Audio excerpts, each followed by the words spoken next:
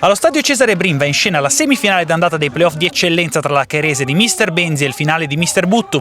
Dal lato i giallo-blu reduci dal comodo passaggio del turno contro la sorpresa Riva Samba, dall'altro i finalesi reduci invece dalla battaglia contro la Sestrese, risolta solamente con la lotteria dei calci di rigore. Il tutto di fronte ad un'ordinata ma calorosa cornice di pubblico. Il primo pericolo è di Marca Cairese quando al quinto Tona colpisce di testa su calcio d'angolo, non riuscendo però a indirizzare bene il pallone. 6 giri di lancetta più tardi però la Cairese la sblocca.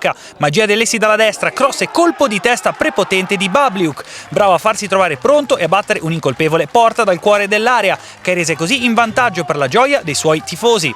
Passano 5 minuti e reagisce il finale, ma la conclusione mancina di Fabbri dà solo l'illusione del gol. Al 29esimo le prime proteste di giornata da parte del finale per questo presunto contatto in area, su cui la direttrice Gagliardi sorvola. Rivediamo le immagini dell'azione. Ancora proteste a 7 dal termine per questo gol annullato a Pastorino. Prima Saviozzi lancia dalla destra per la corrente Babliuk, poi il marcatore serve il Pitu, il quale deposita in porta. Rivediamo i fermi immagini delle due azioni per comprendere meglio la dinamica della giocata. Il primo tempo si chiude infine con questo tentativo di testa da parte del finale su punizione di Fabbri dalla sinistra, ma un nulla di fatto e si va così a riposo sull'1-0. Passano 20 secondi e Facello, appena entrato, prova a impensierire porta da fuori area, ma il portiere blocca. Al 47esimo di nuovo Fabbri pericolosissimo, questa volta direttamente da calcio di punizione, con la conclusione che colpisce in pieno il palo con Moraglio incolpevolmente battuto. Al 52esimo questa volta proteste da parte della Cairese per questo presunto tocco di mano, ma la direttrice lascia proseguire. Rivediamo il replay.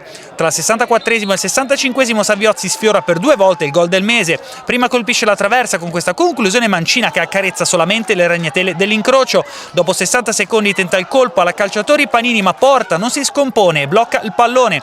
Dopo 4 minuti però l'attaccante è costretto a uscire per questo contatto subito a centrocampo e piano piano la Cairese abbassa il baricentro. Il finale ci prova prima al 79esimo con Buttu da fuori, ma la conclusione è velleitaria. All'82esimo con questa pericolosissima conclusione dal cuore dell'area deviata da Moraglio. Infine Tobia a 5 dal termine prova a punire sempre Moraglio sulla ribattuta di un calcio di punizione, ma il portiere blinda un risultato che non cambierà più, regalando così il primo atto ai suoi compagni di squadra. Gioco, partita e semifinale d'andata alla Cairese.